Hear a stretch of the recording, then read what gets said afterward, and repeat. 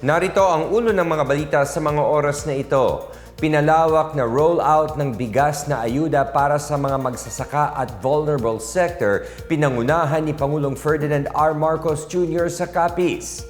Philippine Army handang humarap sa imbestigasyon ng Commission on Human Rights sa engkwentrong ikinasawi ng 19 na tao sa Negros Occidental. Filipino-ASEAN Degustation Experience inilunsad ng Department of Tourism Eastern Visayas bilang bahagi ng pagdiriwang ng Filipino Food Month ngayong Abril.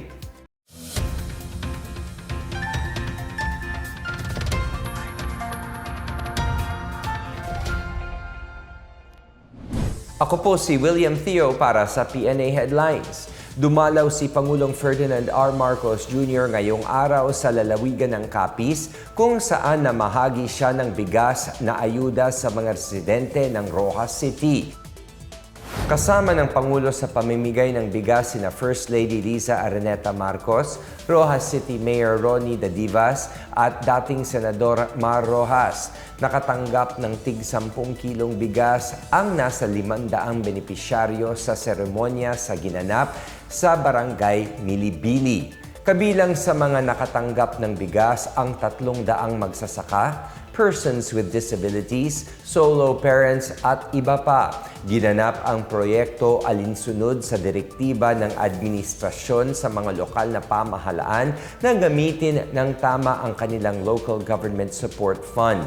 Ayon sa Pangulo, palalawakin sa buong bansa ang pamamahagi ng bigas para sa ikagiginhawa ng mga benepisyaryo nito sa gitna ng mga pagtaas ng presyo ng bilihin dahil sa gulo sa Middle East. Pinangunahan din ni Pangulong Marcos ang panunumpa ng mahigit 8,500 bagong promote na guro at school heads sa Western Visayas. Ginanap ang oath-taking sa Villarreal Stadium sa Roxas City.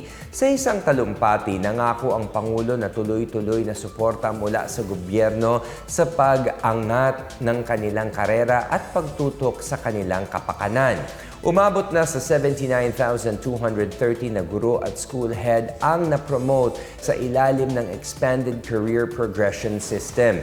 Ibinida rin ng Pangulo ang mga iba pang reformang magpapabuti sa kapakanan ng mga guro tulad ng pinalawak na pabahay, pagbawas sa workload, pagbubukas ng mahigit 61,000 teaching position at teaching allowance na 10,000 piso para sa school year 2025 to 2026. Handang humarap ang Philippine Army sa imbestigasyon ng Commission on Human Rights or CHR sa nangyaring engkwentro laban sa New People's Army sa bayan ng Toboso, Negros Occidental noong April 19. Nanawagan si Army spokesperson Colonel Louis de Maala na magkaroon ng patas at malalim na imbestigasyon sa engkwentro na ikinasawi ng 19 na tao. Partikular na pinapaimbestigahan ng Army ang pagkamatay ng kinilalang hitman ng NPA na si Roger Pabillar alias Jong. Iginiit ni De Maala na lehitimo ang operasyon laban sa mga miyembro ng NPA at tiniyak ng militar ang kaligtasan ng mga sibilyan. Bukod dito, hindi anya mga sibilyan kundi armadong rebelde ang nakaengkwentro ng mga sundalo taliwas sa pahayag ng mga makakaliwang grupo. Ikinabahala ng CHR ang pagkamatay umano ng mga sibilyan sa engkwentro, kabilang ang student leader na si Alisa Alano at community journalist na si RJ Nicole Ledesma. Samantala, pinaigting ng Philippine National Police or PNP ang pagbabantay nito laban sa patuloy na pag-recruit ng mga rebelding komunista kasunod ng nangyaring engkwentro sa Toboso. Ayon kay PNP Chief General Jose Melencio Nartates Jr., talamak ang pag-recruit ng mga kabataan na madali umanong napapaniwala sa maling impormasyon at ideologies gamit ang social media.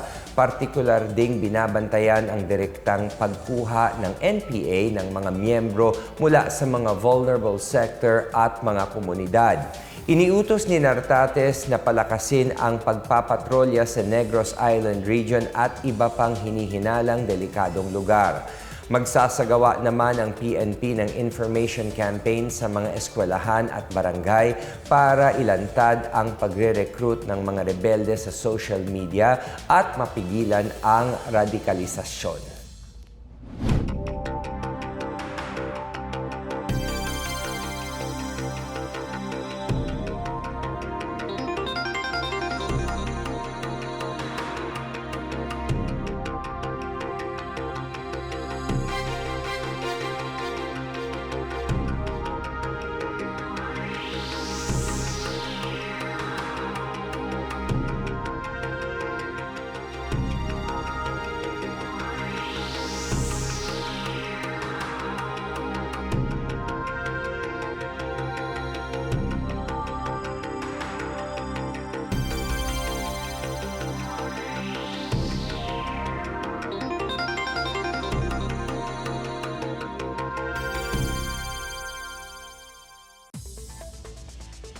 Inilunsad ng Department of Tourism Eastern Visayas nito lang Sabado ang Filipino-ASEAN Degustation Experience sa Santa Rita, Samar bilang bahagi ng pagdiriwang ng Filipino Food Month ngayong Abril. Nagtipon sa event na may temang Connected by Taste, the Filipino Food and Flavors of ASEAN ang mga chef at food advocates mula sa rehiyon. Tampok dito ang iba't ibang putahe kung saan pinagsama ang tradisyonal na paglulutong Pinoy at ang iba't ibang lasa mula sa ASEAN. Ayon kay Director Karina Rosa Tiopes, ipinakita sa event kung paano ang mga pagkain ay nagsisilbing platform para pahalagahan ang kultura, culinary innovation at pag-unlad ng turismo. Dagdag pa niya, binigyang diin din ng aktibidad ang papel ng gastronomy tourism sa pagpapalakas ng identidad ng mga rehiyon at pagtataguyod ng koneksyon sa mga komunidad habang inilalagay sa posisyon ang Pilipinas bilang culinary destination.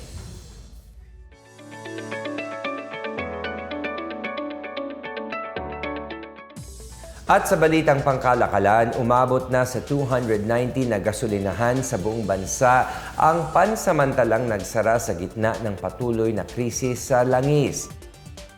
Ito'y base sa latest monitoring ng Philippine National Police or PNP sa 14,529 na gas stations simula noong Abril 26. Bukod dito, 31 kaso ang naisampa na may kinalaman sa mga umano'y paglabag tulad ng hoarding, profiteering at iba pang violation.